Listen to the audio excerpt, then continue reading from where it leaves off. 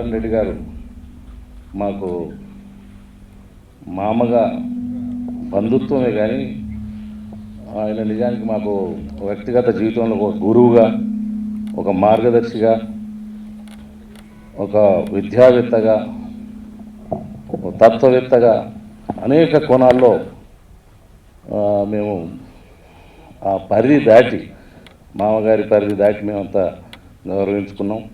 వారు కూడా మాకు ఎప్పుడు అల్లుడిగాను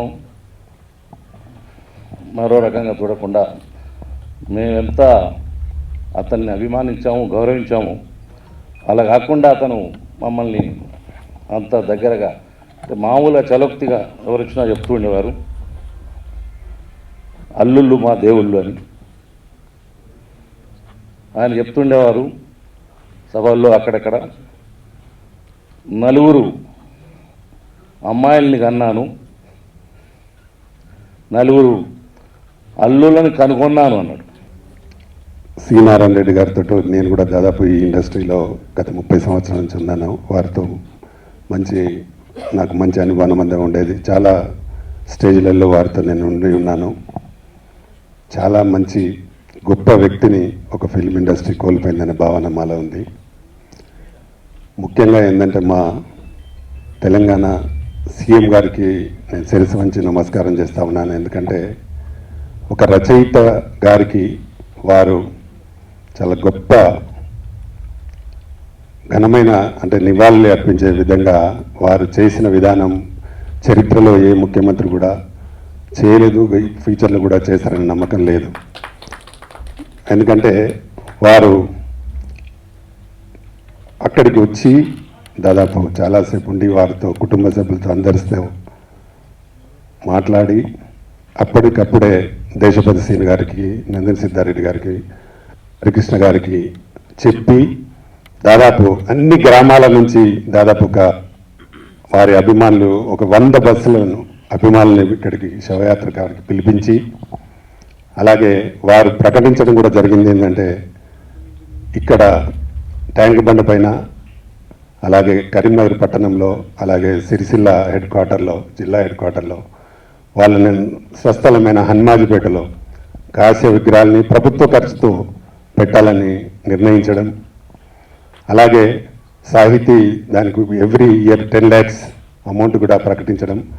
నిజంగా ఒక రచయితకు ఇంత పెద్ద నివాళి అర్పించడం అనేది ముఖ్యమంత్రి గారికి నిజంగా నా శిరస్సు వంటి నమస్కారం చేస్తూ ఉన్నాను. ఎందుకంటే ఆ రోజు శవయాత్ర రోజు కూడా వారు ప్రత్యేకంగా వచ్చి అక్కడ 1.5 సేపు ఉండి అన్ని కార్యక్రమాలు కూడా ఆ మహాప్రస్థానంలో వారే దగ్గరుండి చూడడం అనేది చరిత్రలో నిలిచిపోయే విషయం. వారికి మనస్ఫూర్తిగా నేను కృతజ్ఞతలు తెలుపుతూ, గొప్ప వ్యక్తికి మేము మా ఫిలిం ఛాంబర్ ద్వారా చేయడం అనేది దురదృష్టకరం, కానీ తప్పదు. కాబట్టి వారికి చేస్తున్నందుకు వారికి వారి ఆత్మశాంతి చేకూరాలని, వారి కుటుంబానికి నా ప్రగాఢ సానుభూతి తెలియజేస్తూ ముగిస్తున్నాను. దురదృష్టవశాత్తు ఆ ఇద్దరు వ్యక్తులు వేదిక మీద నుంచి మాయమైపోయారు. అంటే దేవుడే మెజిషియన్ అయిపోయి వాళ్ళిద్దరినే మాయం చేశాడు, అంత గొప్ప వ్యక్తుల్ని. సో మెజిషియన్ మాయం చేసిన తర్వాత నిజంగా ఏదైతే మాయ ఉందో ఆ మాయ తరదలగా ఆ ఆబ్జెక్టు, ఆ మనుషులు అక్కడ మళ్ళీ కనపడతారు. అలా దేవుడు అనేవాడు మళ్ళీ ఆ ఇద్దరు వ్యక్తుల్ని మళ్ళీ మాయ చేశాడు కనుక తిరిగి తీసుకురావాలని ఒకళ్ళు దాసనారాయణ గారు, ఒకళ్ళు డాక్టర్ సి నారాయణ రెడ్డి గారు, ఇద్దరు గొప్ప వ్యక్తులు. నారాయణ రెడ్డి గారితో మా అనుబంధం, సరే మా తమ్ముడు స్టూడెంటే కనుక వాడికి చాలా ఎక్కువ ఉంది. నాకేంటంటే మా తమ్ముడి ద్వారా పరిచయం అయ్యి మా రఘుబాబు నాటక పరిషత్తు, నా రెండో కుమారుడు చనిపోయాడు 1989లో. 91లో ఫస్ట్ పరిషత్ చేసినప్పుడు నుంచి దాదాపు 19-20 సంవత్సరాలు, అంటే ఆయనకి యాక్సిడెంట్ అయ్యేదాకా, అంటే లిఫ్ట్ యాక్సిడెంట్ అయ్యే వరకు ఆయన అధ్యక్షతనే మా రఘుబాబు నాటక పరిషత్ జరిగేది. అంత ఆత్మీయతతో మేము ఉండేవాళ్ళం. ఆయన ఆ తర్వాత ఇప్పుడు రాలేకపోయేవారు, కానీ 25వ సంవత్సరం మళ్ళీ రవీంద్రవార్తలు పెట్టి మళ్ళీ ఆయన రప్పించాం. ఇప్పుడు నేను ఏంటంటే నాకు ఆయన మా పరిషత్ తేడలు చూపిన ప్రేమకి తిరిగి ఆయనకి ఇవ్వగలిగింది ఏంటంటే, మా పరిషత్తులో ఉత్తమ రచన ఉంటుంది, అది ఎప్పుడు నారాయణ రెడ్డి గారి పేరు మీద ఉత్తమ రచన ఇస్తానని మనస్ఫూర్తి కోరుకున్నా. అదే నిజంగా మేము ఇచ్చే ఆయనకి నివాళి.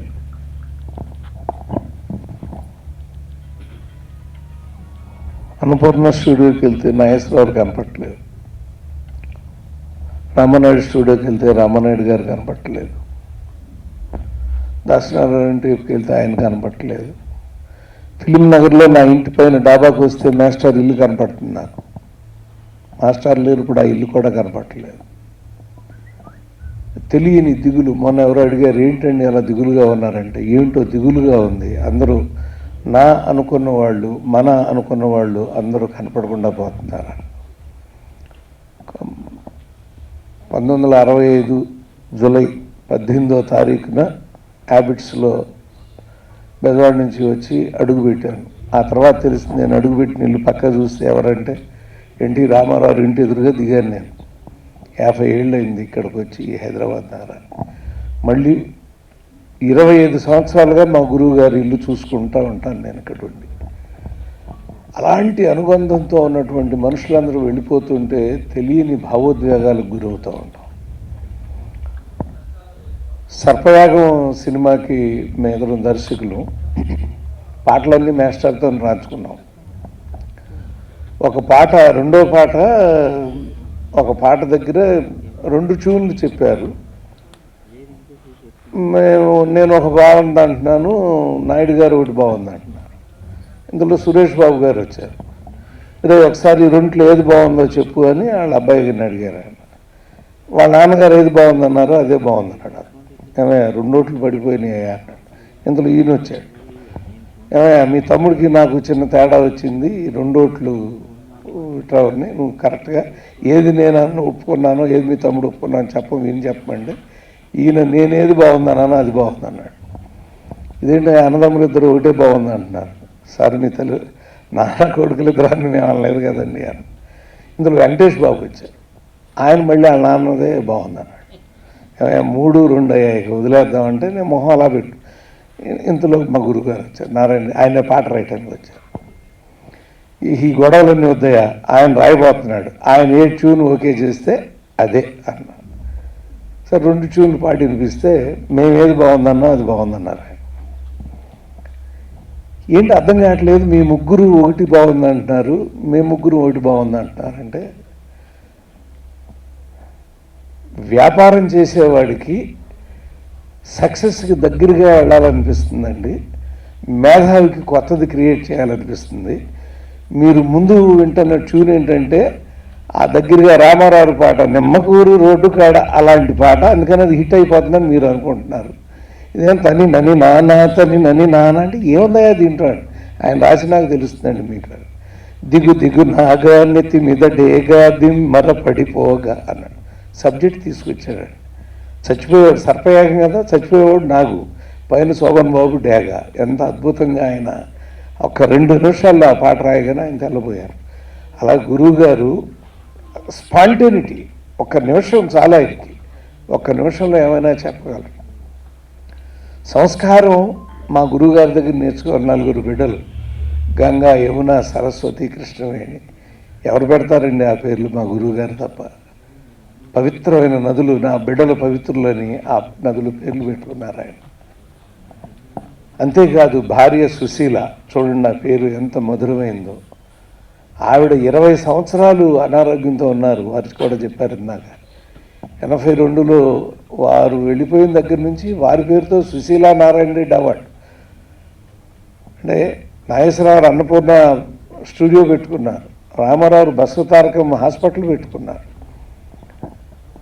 వీరు సుశీలానా అంటే నాలో సగమైన నా భార్యకు కూడా అదే గుర్తింపు ఇవ్వాలి అనేటువంటి సంస్కారవంతులు. నిన్న సుద్దాల అశోక్ చెప్పాడు, ఏదో చిన్న పదం తప్పు మాట్లాడితే, చిన్నప్పుడు మా అమ్మ నాకు ఒక మాట చెప్పింది, మంచి మందిలో చెప్పాలి, చెడు చెవిలో చెప్పాలి నాయన అని. నేను అక్కడ నోరు జారి ఏదో మాట్లాడితే ఇలా రా అని దగ్గరికి పిలిచి నా చెవిలో చెప్పాడు, అది అలా అనకూడదు, ఇలా అనాలి అని. సో అంత సంస్కారవంతుడు మా మాస్టారు. ఆయన లేకపోయినా ఆయన మా అందరికీ నేర్పిన సంస్కారం మా దగ్గర ఉంది. వాళ్ళ బిడ్డల్లో, వాళ్ళ అల్లుళ్ళలో. మళ్ళీ మీరు అక్కడ ఏదో కడుతున్నట్టున్నారు ఆ ఇల్లు, అది చూస్తూనే ఉంటాను నా ఇంటి ఎదురు నుంచి. నేను చూసుకుని మాస్టర్ పట్టం ఉన్నా అక్కడ చాలు మాకు, అందులో మాస్టర్ని చూసుకుంటూ ఉంటాం. మాస్టారు, మీరు అక్షరం ఉన్నంతకాలం, తెలుగు అక్షరం ఉన్నంతకాలం జీవించే ఉంటారు. మా తండ్రి గారితో పరిచయం కానీ నాతో పెద్దగా పరిచయం లేదు. నేను I use to be on the technical side, laboratories and all this. But చాలాసార్లు కలవటం జరిగింది. I was so happy to hear him for speeches అన్ని. They so beautiful, so thought provoking. Is a great soul for the Telugu cinema, and we are very sorry he is no more with us now. Narayana Reddy గారు అంటేనే ఏంటి అనేది యావత్ ప్రపంచానికి తెలుసు. ఎంత మాట్లాడినా, ఏం మాట్లాడినా, ఎంత చెప్పినా అది చాలా చాలా తక్కువ అవుతుంది. ఏంటంటే ఆయన స్త్రీని వర్ణించే విధం కానీ, ప్రేమని వర్ణించే విధం కానీ, అన్నా చెల్లెల అనుబంధాన్ని వర్ణించడం కానీ, తల్లి బిడ్డల మీద, తండ్రి బిడ్డల మీద ఏ సాహిత్యమైనా కూడా అసలు సిసలైన అచ్చ తెలుగుతో ఒక గొప్ప సాహిత్యం ఉంటుందని అందరికీ తెలుసు. ఎన్నో వేల పాటలు మనమందరం విన్నాము, వింటూనే ఉన్నాము కూడా. నాకు నారాయణ రెడ్డి గారితో అదే నాకు కొన్నిసార్లు చాలా ఆనందంగానూ ఉంటుంది, బాధగానూ ఉంటుంది. ఏంటంటే ఒక గోల్డెన్ పీరియడ్లో ఇంకా ఇండస్ట్రీ వేరే యుగంలోకి మారక ముందు నేను ఇంట్రడ్యూస్ అవ్వడం నా అదృష్టంగా భావిస్తున్నాను. ఆ నలుగురితో పాటు నేను కూడా ఒకదాన్ని. నిజంగా నా తండ్రిని పోగొట్టుకుంటే నాకు ఎంత బాధ ఉంటుందో అంత బాధ నాకుంది. ఆయన అంటే నాకు చాలా చాలా గౌరవం. ఎన్నో వేదికల మీద, ఎన్నో చోట్ల మేము కలిసినప్పుడు ఆయన పలకరింపు ఈ రోజుల్లో 1-2 సినిమాలు రాసి, 1-2 పాటలు రాసి ఎక్కడైనా కనిపిస్తే మనం అంటే ఎవరో తెలియని లాగా ప్రతి ఒక్కరూ ప్రవర్తిస్తారు. Is a legendary, is a classic writer. ఒక డిగ్నిటీ, ఒక స్త్రీని ఎలా గౌరవించాలి, స్త్రీని ఎలా వర్ణించాలి, ఇంత చక్కగా, ఇంత మంచి సాహిత్యంతో ఎక్కడా కూడా బూతు పదాలు లేకుండా ఒక స్త్రీ మీద ఎంత చక్కటి పాటలు రాస్తారు అనే ఒక అంశానికి మనం ఆయన్ని ఒక రోల్ మోడల్గా తీసుకోవచ్చు. మంచి పర్సనాలిటీ, అందమైన రూపం, మంచి కలరు, జీనియస్. చూస్తేనే ఆయనకి నమస్కారం పెట్టాలనిపిస్తుంది. మహాకవి. 3500 పాటలు రాయటం అనేది చాలా గొప్ప విషయం. రామారావు గారి గులేబా కావాల కథ నుంచి ఇప్పటి వరకు ఇంకా ఎన్నో పాటలు రాయాల్సి ఉంది. ఆయన సడన్గా మన మధ్యలో అంటే నమ్మలేకుండా ఉన్నాం. నాకు కూడా, నేను చిరంజీవి గారితో స్టేట్ రౌడీ సినిమా తీశాను. ఆ సినిమాలో ఒక సూపర్ హిట్ సాంగ్ రాసి పెట్టారు, చుక్కల పల్లకిలో అని. ఆయన ఇది మర్చిపోలేము. ఆయన మన మధ్య లేకపోవటం చాలా బాధగా ఉంది. అన్ని గొప్ప పాటలు రాశారంటే నిజంగా అది ఆయన మనసులో ఉంది. ఆయన నలుగురు కూతుళ్ళు, నలుగురు అల్లుళ్ళు, పిల్లలు అందరూ కలిసి ఒకే ఇంట్లో ఉండాలి, ఆయన దగ్గరే ఉండాలని ఎప్పుడూ కోరుకునేవారంట. నేను విన్నాను. నిజంగా ఆయన హ్యాట్స్ ఆఫ్. శ్రీ నారాయణ రెడ్డి గారికి ఎక్కడున్నా ఆత్మశాంతి కలగాలని వారి కుటుంబ సభ్యులకి సంతాపం చెప్తున్నాను. సినారే అనే మాట భలారే అనిపించింది, అయ్యారే అనిపించింది, ఇంకా ఎన్ని రేలో అనిపించింది, ఎన్ని కిరణాలను కురిపించింది. రే అంటే ఇంగ్లీష్లో కిరణం కనుక అన్ని కిరణాలను కురిపించింది. ఒక్క మనిషి ఒక్క జీవిత కాలంలో ఇన్ని పనులు చేయగలడా?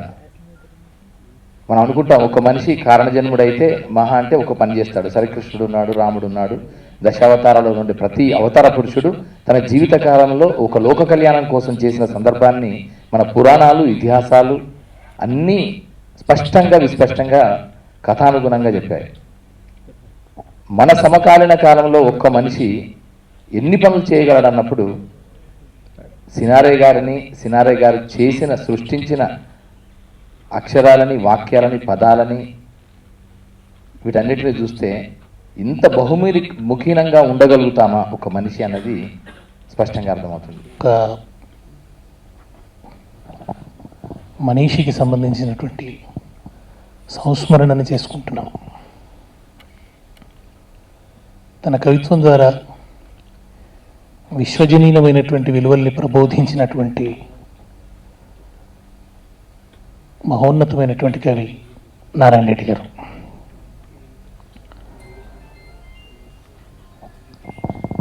నారాయణ రెడ్డి గారిని చూస్తేనే ఆయన ఒక సమ్మోహన శక్తి. నటుల్లో రామారావులో కనిపించేది అది. ఆ రూపం చూడంగానే ఒక సమ్మోహన శక్తి వాళ్ళలో ఉంటుంది. అట్లా నారాయణ రెడ్డి గారిలో అది అనిపించేది.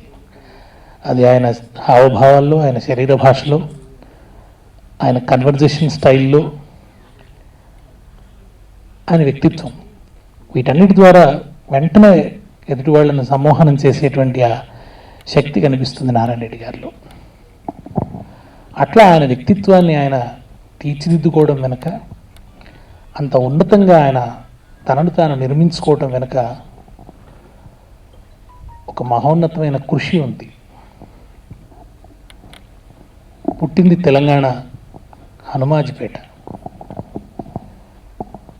నారాయణ రెడ్డి గారు ఎప్పుడూ చెప్పింది ఆ హనుమాజిపేట వాగు, వాళ్ళ ఇల్లు, అక్కడి చేళ్ళు, అక్కడి మనుషులు, వాళ్ళ నోటిలోంచి ఒలికినటువంటి అద్భుతమైన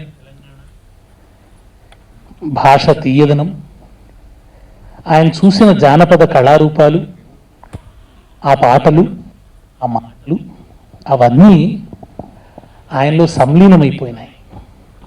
వాళ్ళమ్మ, ఆమె పెద్దగా చదువుకున్నది కాదు, కానీ ఆమె ఆ పల్లె పాటలు పాడుతుంటే చిన్నప్పుడే ఆయనలో ఆ రాగాత్మకత, లయాత్మకత, నాదాత్మకత ప్రవేశించింది. చేన్ల వెంబడి తిరుగుతుంటే హనుమాజిపేట చింతతోపులు, హనుమాజిపేట వివిధ పరిసరాలన్నీ కూడా మనం ఋతుచక్రంలో చూడొచ్చు ఆయన పుస్తకంలో. ఆ తిరుగుతూ ఉన్నప్పుడు ఆ జానపదులు పాడే పాటలోంచి లయాత్మకత ఆవహించింది ఆయనలోకి. అట్లా పల్లె వేరుగా ఎదిగినవాడు. ఆయన అన్నాడు ఒక చోట, పల్లె నాకు పాటనిచ్చింది, పట్నం నాకు మాటనిచ్చింది అన్నాడు. పల్లెని పాటను పుక్కిట పట్టుకున్నాడు. వేములవాడలో హరికథలు, కళారూపాలు, వీటన్నిటి వెనుక ఉన్న నిసర్గమైన భావజాలం, ఆ నిసర్గమైన సౌందర్యం, ఆ భాష సొగసు, దాన్ని అవగాహన చేసుకున్నాడు, ఆవాహన చేసుకున్నాడు. అక్కడి నుంచి ఎదుగుతున్న క్రమంలో ఆనాటి ఆ కాలం గొప్పది. అంటే ఆనాటికి ఈ జానపద కళారూపాలన్నీ సజీవంగా ఉన్నాయి. ఇవాళ విందామన్నా హరికథ వినబడే పరిస్థితి లేదు. గ్రామాల్లో ఒక సంస్కృతి విరాజిల్లుతున్న దశలో, ఒక గొప్ప సాంస్కృతిక సౌందర్యం గ్రామసీమాల్లో ఉన్న దశలో ఆయన ఎదిగినాడు కనుక అవన్నీ ఆయనలో సంలీనమైనాయి. అక్కడి నుంచి ఆయనకు గొప్ప పండితుల సాంగత్యం దొరికింది. ఆయన చిన్న తరగతిలోనే దూపాటి వెంకటరమణాచార్యులు అని చెప్పి ఒక మహాపండితుడు, వాళ్ళ సాంగత్యం దొరికింది.